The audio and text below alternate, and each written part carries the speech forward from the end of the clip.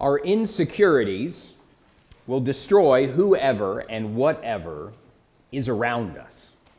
We're continuing in our series on the life of David, concentrating on the first half of his life as he goes from boy out in the fields, forgotten by his own family as a little shepherd, to when he becomes the king of Israel. And on our way there, we have encountered a number of people, including someone named Saul. And Saul was the king, but he rejected God. And in return, God rejected him. And when that happened, God took his hand of blessing off, and Saul began to tear things around him down with his own hands because of his own fear and insecurity. Honestly, talking about insecurity kind of seems like a bunch of touchy-feely nonsense. And you say, does that really belong in preaching? But I want you to consider how many of our bad decisions and how many of our destructive behaviors are motivated by fear. Fear of not having someone's approval, fear of what people think about us, fear of what people say about us behind our backs, fear of being rejected. And sometimes we think, well, that's just me. Everyone else seems to have it together, but I seem to be the one that's always negative. But what we come to realize is everybody battles those things, and everybody has those in different seasons. Especially for those of us that find our value in what we do, only to have time and our bodies betray us, and then we're no longer able to do those things.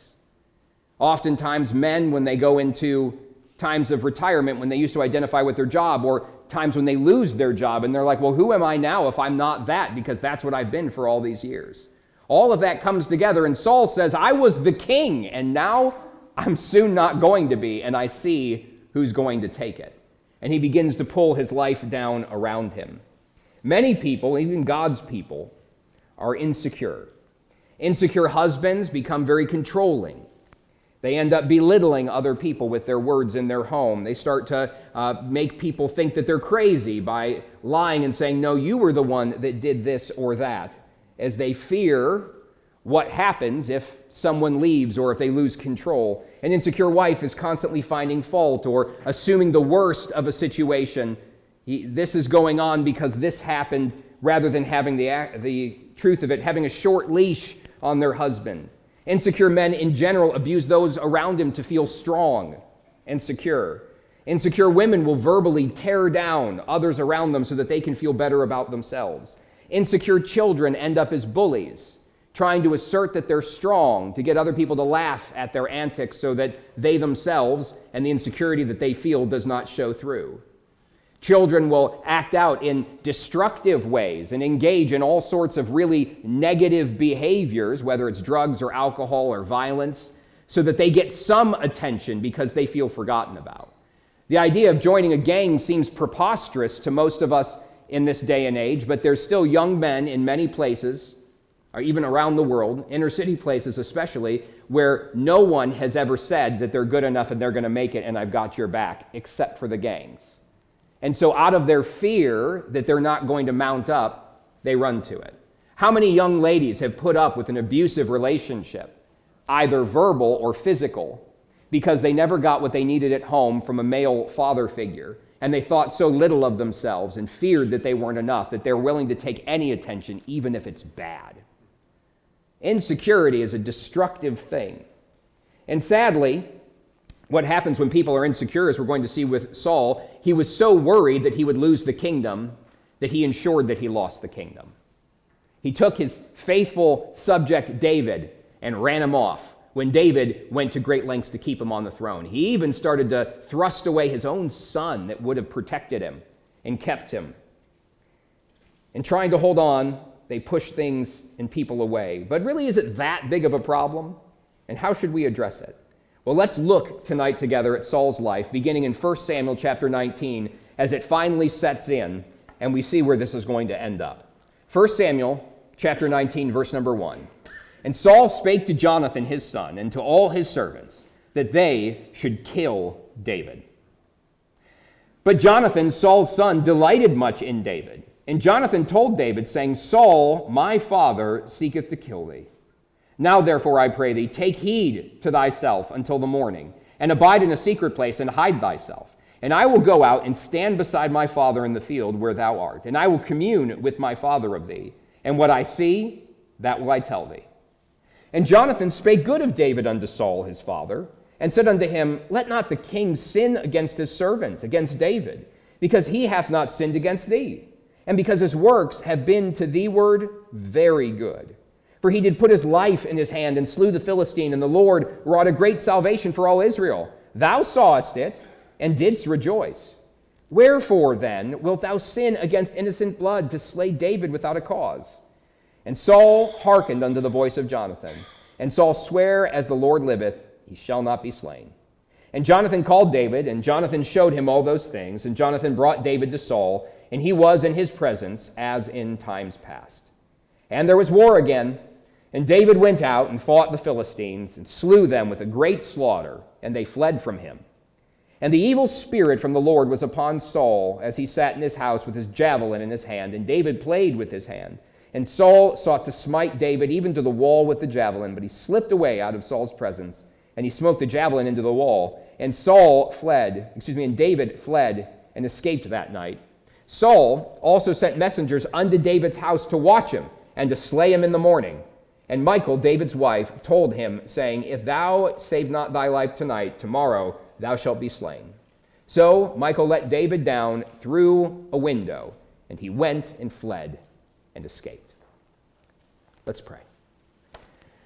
Father, I pray that you would open your word to us, that you would speak to us, that you would do an abiding work in all of our hearts. Search us, Father, by thy Spirit, and encourage us in Jesus' name.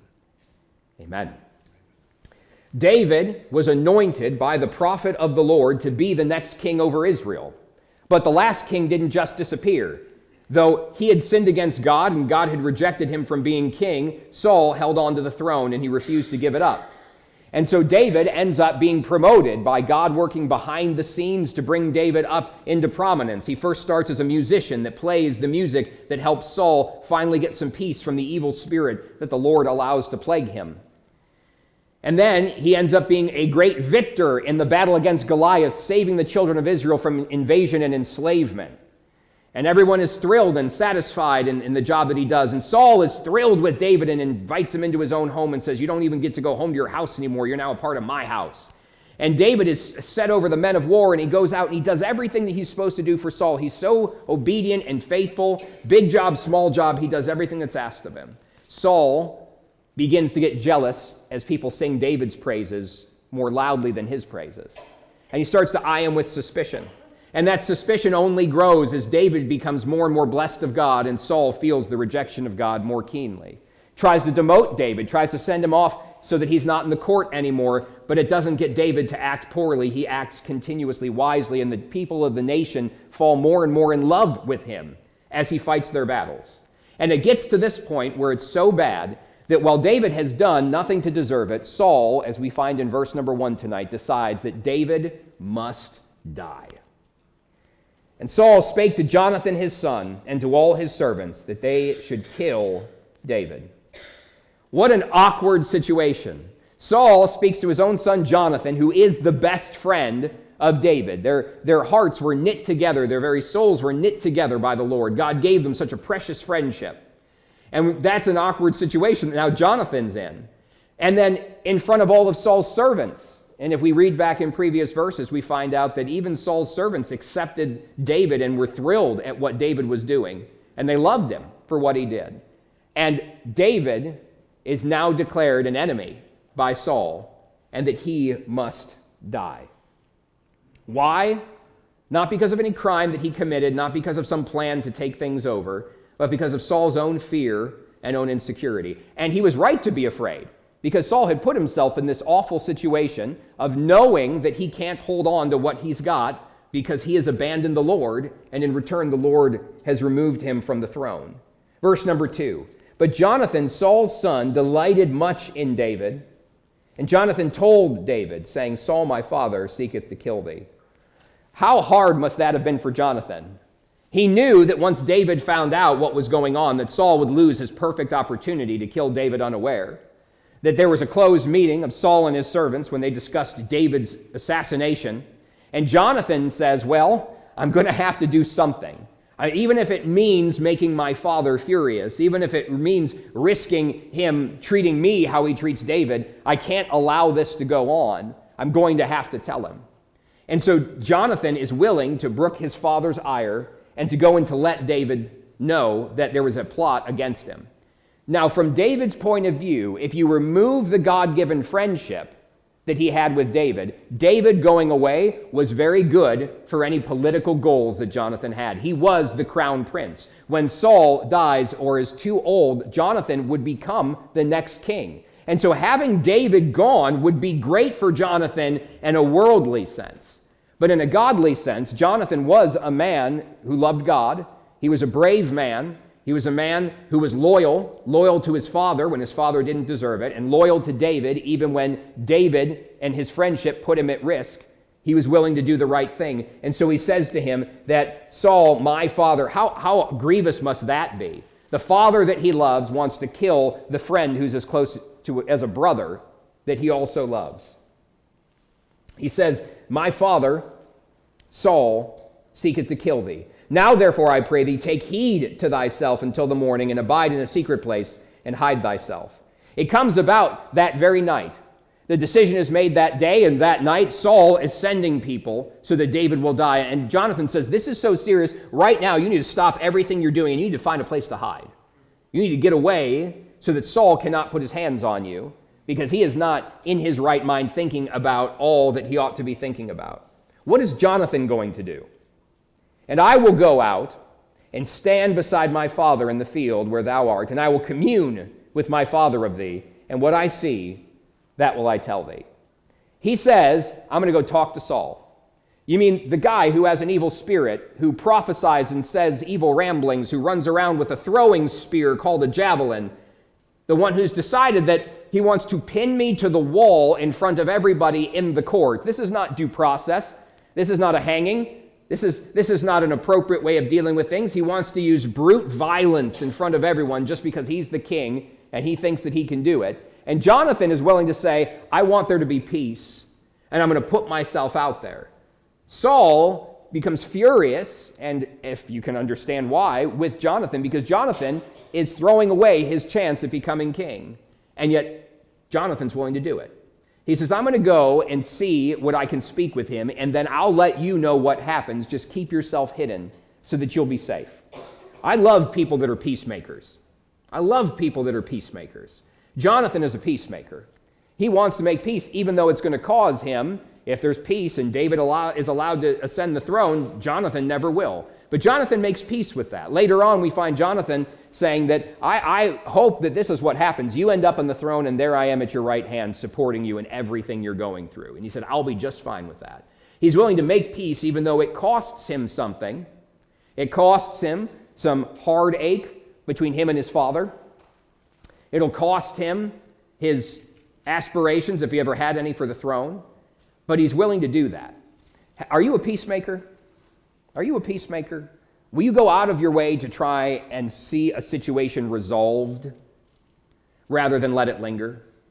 And remember, being a peacemaker doesn't mean just being quiet and not letting there be a confrontation, because that's not what we find brings peace. Sometimes people think, well, if I just keep my mouth shut and I don't say anything and I keep my head down, this whole thing will blow over, and then afterwards there will be peace. No, there will be unresolved problems. That's what you'll have. But Jonathan was willing, and listen to what he says to his father. It's very bold. Verse 4, Jonathan spake good of David unto Saul his father. So he goes and he sets up that meeting, and he finds the right spot and the right time, and he speaks to his father, and he reminds him of all of the good that David has done him, and said unto him, let not the king sin against his servant, against David. Oh, you know what he just did? He just accused his father of sinning. He called out his father for the sinful behavior that he was in. That is an awkward conversation. Don't raise your hand. I don't want to know, but have you ever had to confront anybody on their sin? Especially a loved one, a close loved one, it is very awkward.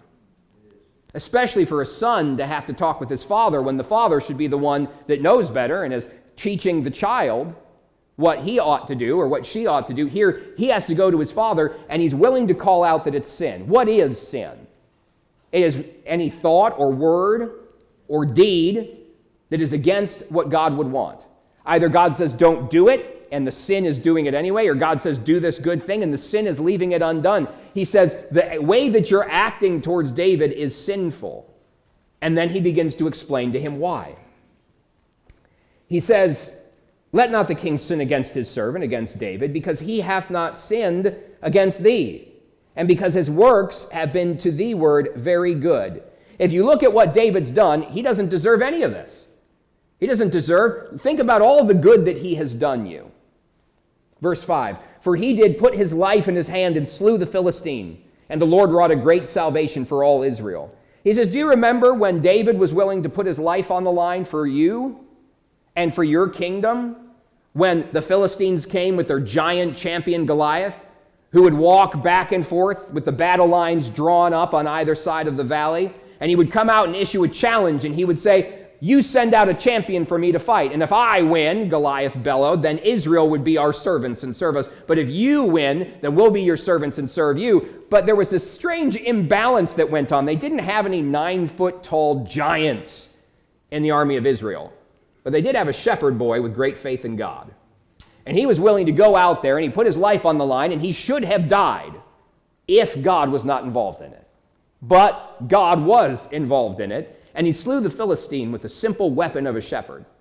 And he died. And there was a great salvation, a great deliverance from their enemies wrought that day. And David, when he did that, Saul, do you remember how you rejoiced? You saw what he did, and you were thrilled. You honored him. You brought him into the house. You put him over everybody that was the warriors of our house. He is innocent. Are you going to sin? Why are you going to sin? Therefore, wherefore, then, wilt thou sin? Again, he calls it out again, recognizing what it was, without a cause. You see, there was a cause, but it wasn't a good cause. There was no legal cause, there was no moral cause, there was no ethical cause to seek David's life. It'd be one thing had David decided to take those 1,000 men that he was put over and lead some sort of insurrection against Saul, but when he continuously obeyed him and did what was right, there was no cause. The only cause that was out there was Saul's own fear and his own insecurity, which is why he wanted him gone. Well, strangely, wonderfully, Saul listens. Verse 6. And Saul hearkened unto the voice of Jonathan, and Saul sware, as the Lord liveth, he shall not be slain. So he's talked sense to. Saul has talked about how good David is and how good David is and how you don't need to do anything to him and it would be wrong to do anything to him. And Saul makes this promise and he says, as the Lord liveth, he swears, he makes an oath. He swears that he will not be slain. I'm not going to kill him. You say, why would somebody make an oath? Because their word by itself was not good enough. They would swear by something. And the idea was that God, in the case of the Israelites, or some other gods, lowercase, that if you swore by their names, and if you didn't uphold your part, then those gods, little g, have the right to come and get you. Right? I swear by the name of whatever our deity is in our town here, that this is the genuine article and this is a fair trade or business transaction. Oh, well, then if you're willing to put yourself on the line, because our God will get you if you don't do that, then I'm going to believe you. That was sort of this idea that Saul wanted Jonathan to believe that he was serious about it. But you should be very, very careful when you invoke the name of the Lord.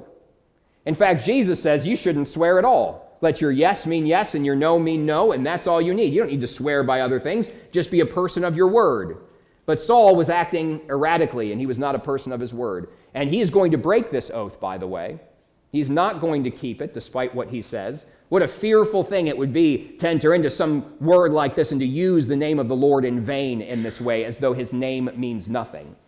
You see, it's not only when some people take God's name and they use it like a cuss word that it means that his name is in vain, but whenever you use it and you don't give it the weight behind it, it's a sinful thing. Saul does that in this time, swearing that David will live. Verse 7, Jonathan called David, and Jonathan showed him all those things, and Jonathan brought David to Saul, and he was in his presence as in times past. Jonathan is willing to go out on the limb to be the guy that brings David in and to tries to bring it all back together again. I love that. Verse 8, and there was war again. I don't think we understand how peaceful our world is. I know if you turn on the news, it doesn't seem very peaceful. It doesn't seem very peaceful when you turn on the news. This country is attacking this country. It's sort of a strange thing. This country attacks that country, and then they deliberate about what they're going to do, and they talk to the media about it, and then this country attacks back to that other country, and everything is very, very sterile and thought out. In this day and age, your neighboring country, your neighboring city could just decide they like what you got, and they're going to come and take it.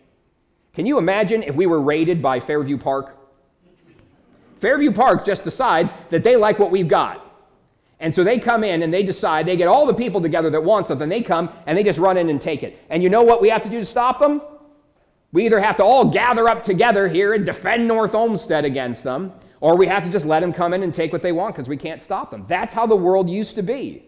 That's why you had to have kings and you had to have armies, and why there was always little conflict here and there. And so war again with the Philistines, it's kind of like, oh, there was war again. What is it, Tuesday? You know, it's just another day of the week for them. It happened. David was constantly dealing with these border invasions, and there was another war again.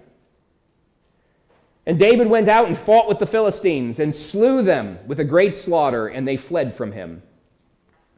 Can anybody guess what's going to happen after this great military victory?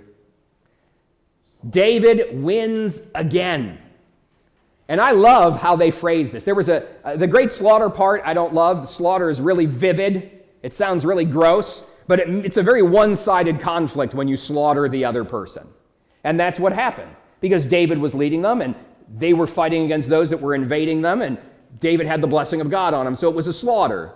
But when they ran away, the Philistines fled. But when they ran away, who did they run away from? The armies of Israel? And they ran away from David. They ran away from David. They singled him out. They fled from him. They're like, oh man, David's here. We're done. We remember what happened to Goliath. We're out. We remember what happens with all those other border skirmishes that we had while David was in charge of the army. We're gone. And so they fled from him. The ladies probably came back out singing.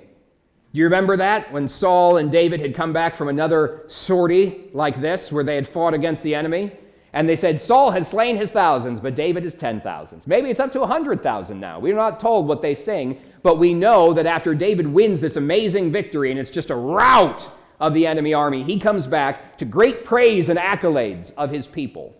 And Saul goes off again. And an evil spirit from the Lord was upon Saul, as he sat in his house with his javelin in his hand, and David played with his hand.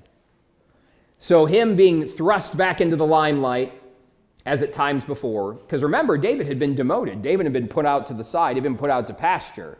And then he was brought back to Saul by Jonathan, and he was with Saul, as in times before, in charge of things, and he's become a hero again. And Saul has this evil spirit from the Lord upon him, putting him in this awful, violent attitude, Saul having opened himself up to it in his rebellion. And there he is inside of his house, and he's got his javelin in his hand. Crazy people walking around with weapons make me nervous. Crazy people that prophesy whatever an evil spirit would have them declare, which is a terrifying thing to think about. What would the devil and his angels want people to say and talk about? What kind of things would he put inside of their heart? And he's just walking around with the thing. You'd be like, King Saul, could you put that down? David was trying. It says that he was there and he was playing for him again. When David, in previous times, because remember, the whole javelin thing, this isn't the first time that happened. The javelin had happened before and David had gotten out of the way. You think that David would be like, oh, the javelin's out again, I better find a window. He stays there and keeps playing. He keeps playing music, trying to help his friend and the person he cares about, the king Saul. So he keeps trying to minister to him despite Saul walking around like this. And in verse 10, and Saul sought to smite David even to the wall with the javelin. So we're back to the old games. But he slipped away out of Saul's presence, and he smote the javelin into the wall. Slipping away, he misses, and David gets out. And David fled and escaped that night. So he has to run for his life, despite Saul's oath on the Lord himself doesn't hold. Verse 11, Saul also sent messengers unto David's house to watch him, and to slay him in the morning. So if he goes home and he hides in his house, if we can get in, we're going to wait till the morning so we can see because things are dark. But once it's the morning, we're going to get in there and we're going to take him and we're going to kill him. Saul sent soldiers to watch his house. And Michal, David's wife, told him, saying, if thou save not thyself tonight, or thy life tonight, tomorrow thou shalt be slain. You got to go. You got to go tonight. You've got to flee. You've got to run. This isn't like other times. He's got soldiers waiting outside the house, and they're going to be in here in the morning. If you don't go, your time is done. Well, verse 12, so Michal let David down through a window, and he went and fled and escaped. This is going to bring a series of events where Saul is hunting David. David is now on the run. This is a big part of his life before he ends up on the throne. David ends up in a lot of trouble. He was anointed king. He should have been king, but because of Saul, it would be years before he would be, and a lot of heartache and hardship between here and there. But God was with him all the way. And God did in his life and prepared David through these things to be the king he needed to be. It's an interesting story how Michal then gives him some time so that he can flee and get away so they're not looking for him. She creates a body double out of stuff in their house and puts it in the bed and kind of makes it so the pillows look like there's his head and there's his body and his legs and the covers are pulled up over him. And when the soldiers say they want to come in and look at him, she keeps saying, oh no, he's sick. You can't come in, he's sick. No, Saul wants to see him. Nope, you can't come in. He's sick. And finally, they get tired of that, and they bust their way in, and they find that this whole time, David wasn't even in the house. It was a body double stuffed under the blankets. And Michal is yelled at by Saul. Saul's furious with her about the whole thing. And she lies to get out of trouble. She's like, well, David threatened to kill me, so I guess I had to do it, so that she wouldn't be punished in Saul's rage. And David runs to find the prophet. He goes to find Samuel. And the two of them go together, and God provides some supernatural protection. And we'll pick up the rest of the story as Saul begins to pursue David. But before we do that, let's draw some conclusions. What is God telling us to do through this passage? First of all, deal with your insecurities. Deal with your insecurities. Saul is insecure over his rejection by God.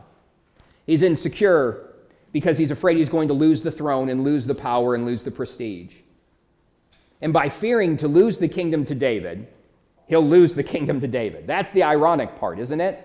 Because David would have kept him on the throne. No matter who came to depose him, David would have kept him on the throne. You say, how do you know that?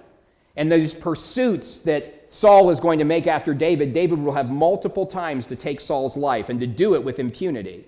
And once Saul's gone, the people still like him so much that except for those houses that are very loyal to Saul, he could have jumped right on the throne then, but he refused to do it because of his steadfast loyalty and his belief that Saul had been anointed king and that he would not raise his hand against him. What is insecurity? Well, it's a lack of confidence. It's being beset by fear and anxiety. How do you know if you're insecure? Some signs that people have little confidence or are uncertain about their own abilities or if people really like them. For men, it often looks like that they don't have a lot of friends. They lie to make themselves look good. They're easily offended. They're often suspicious or jealous, especially of friends. If you're dealing with this in a relationship, they're jealous or suspicious of you having friends as a woman. They can be possessive and controlling. They can invade people's privacy, wanting to, give me your phone. Give me your phone. I want to see what you've been doing, see who you've been talking to. They end up being very defensive. Sometimes they smother people with attention because they're afraid of them leaving.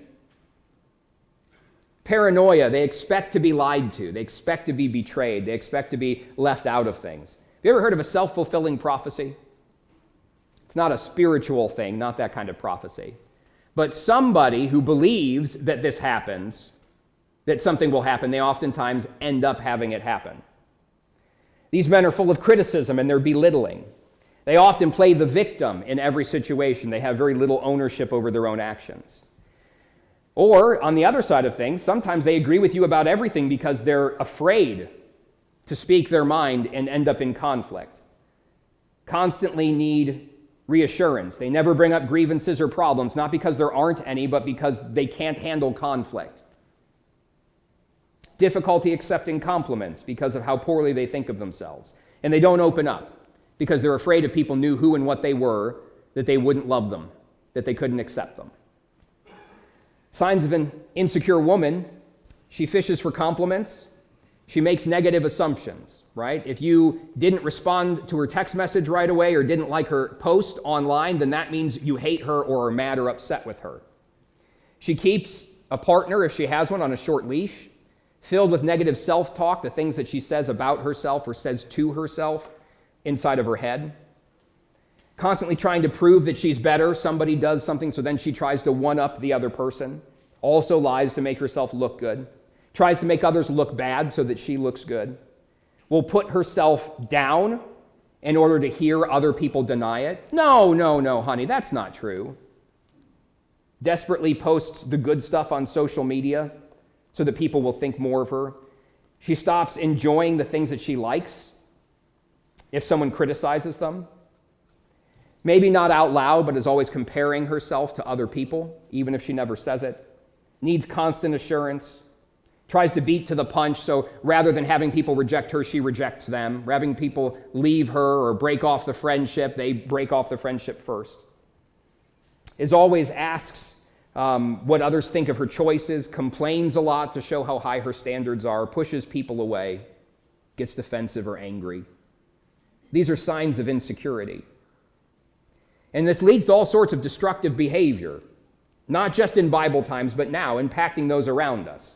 The scheming, controlling, manipulating, anger can even lead to violence. You know who's a dangerous man? Is the weak, insecure man. The weak, insecure man is the dangerous man because he's most likely to be the abuser. A strong man who is confident in himself and his own ability and his own identity before God has no need to go out of his way to prove his worth to others, and so he doesn't lash out because he doesn't need to. I have learned that the people that are least likely to get into the fight are the ones that are most trained and prepared for it. Let me say that again. The ones that are least likely to get into a fight are the ones that are prepared and trained for it. One, because they know how a fight could end, and two, they don't have anything to prove to anybody because they already know who they are and what they're capable of. Weak men are dangerous men. You say, well, what's the answer then? How do we deal with our insecurities? You find your value in Christ. You find your value in Christ, who died for you.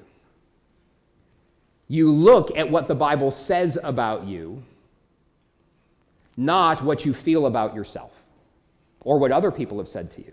Because the Bible tells you that you are loved and that you have value and that you have been made new, that you are forgiven.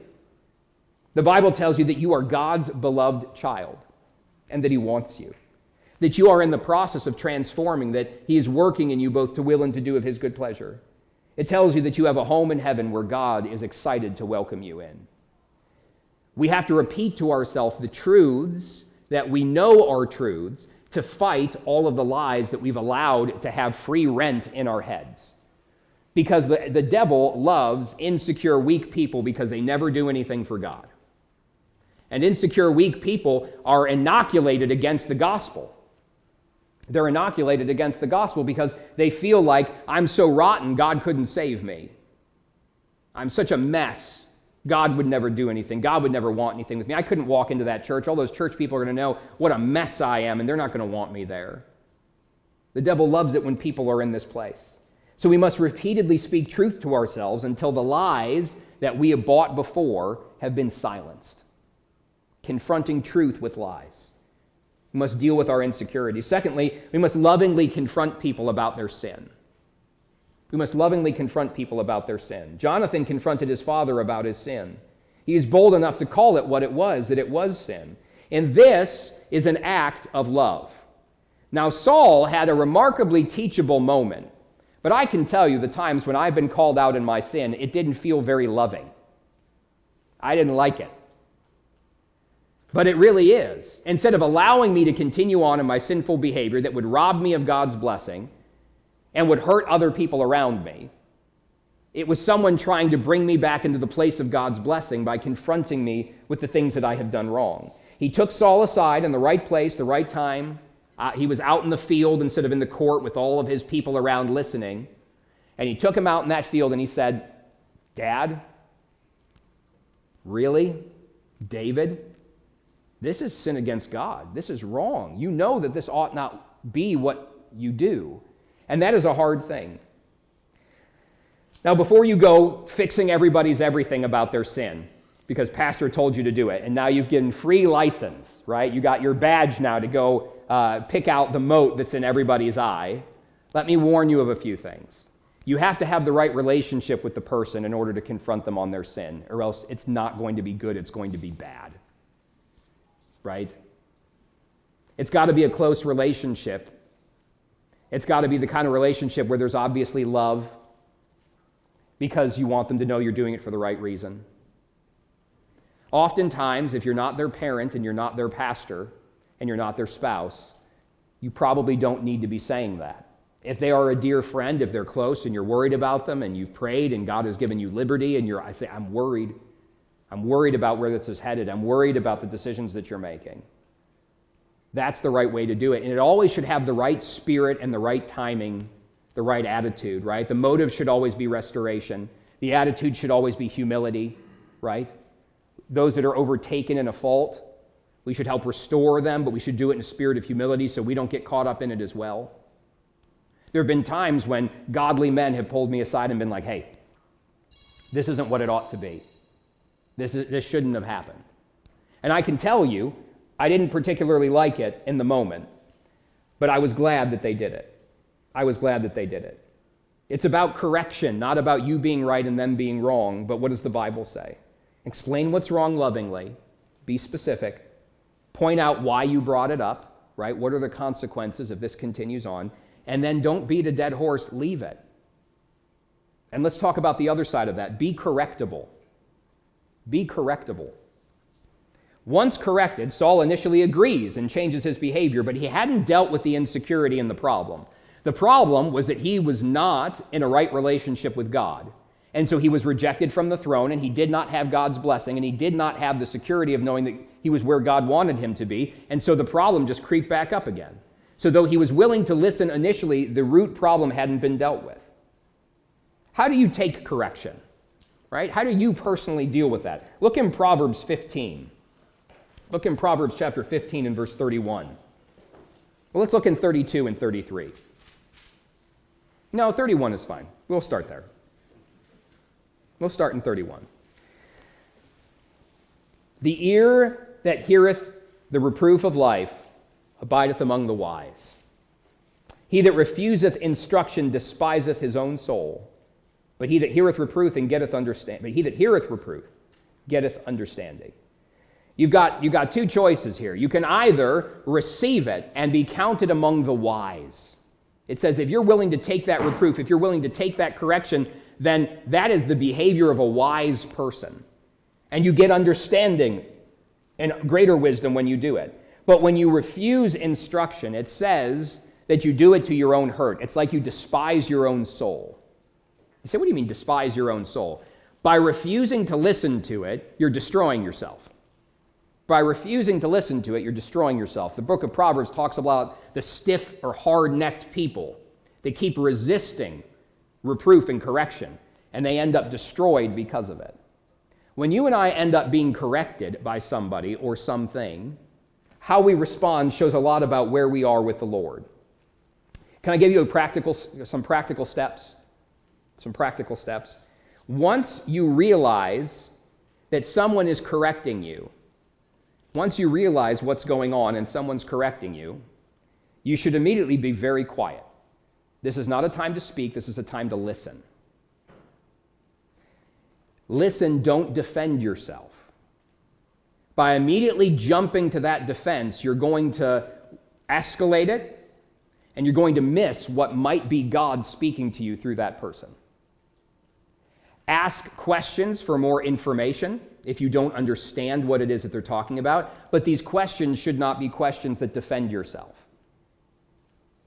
These should be questions to make sure that you're clarifying questions, to make sure you understand what it is that someone's speaking to you about. Thank you for caring enough to talk to me about this. I can tell this wasn't easy for you. Let me think and pray on this. And then leave. Do you know why? Unless you happen to be walking very carefully and very closely with the Lord in that moment, 0 people respond well to correction. The first thing that happens is like a cat. Its back goes up. Our flesh goes up, right? You've seen the hackles on the back of a cat when it gets upset. That's what happens to our flesh whenever anybody, regardless of how much they love us and how close to our flesh hates that. And it's very hard in that moment, unless you just finished reading your Bible and praying, and you're walking so close to the Spirit in that moment where you're like, yes, this is the voice of Jesus speaking to me. But normally it's like, do you know who I am? Who do you think you are? What about this and what about that? And you're a hypocrite because you're correcting me on it, and I've seen you do the same thing. Our flesh just goes, and we can't hear anything with the loudness of our flesh. So the best thing to do is to get very quiet, to refuse to defend yourself in that moment, and to just listen, to ask those clarifying questions. Thank you for saying what you said. This must have been hard. Let me think and pray on this. And then remove yourself from the situation. And once you're away and you have an opportunity to school your flesh by the power of God's Spirit, then think about what it is that they said. Is there any truth in this? God, is there any truth in this? If there is, receive it as from the Lord. If there's no truth in it, then disregard it. And the other person may have had good motivations, the other person may have had bad motivations. But don't live there constantly replaying it over and over again. The Bible says that we need to be dead to self. Paul says that he dies daily. You know how much dead people complain? Very little. You know the kind of grudges that dead people hold? They're very short. They don't hold grudges, right? If we're to be dead to self, then we shouldn't live in those moments and realize that God is working through other people. It's not an easy thing to do. Take whatever time, or then take whatever action, that you believe would honor God after you've thought about it. And then if it's necessary, speak with the other person again, but do it at the right time, in the right place, in the right motive, in the right attitude. You see, it's very easy to escalate until someone's walking around with a javelin. And that's what we don't want. Nothing is solved when someone's walking around with a javelin. Peaceable out in the field seems to be the better place. So let's deal with our insecurities by speaking the truth of God's word to ourselves. Let's lovingly confront people when it's appropriate about their sin.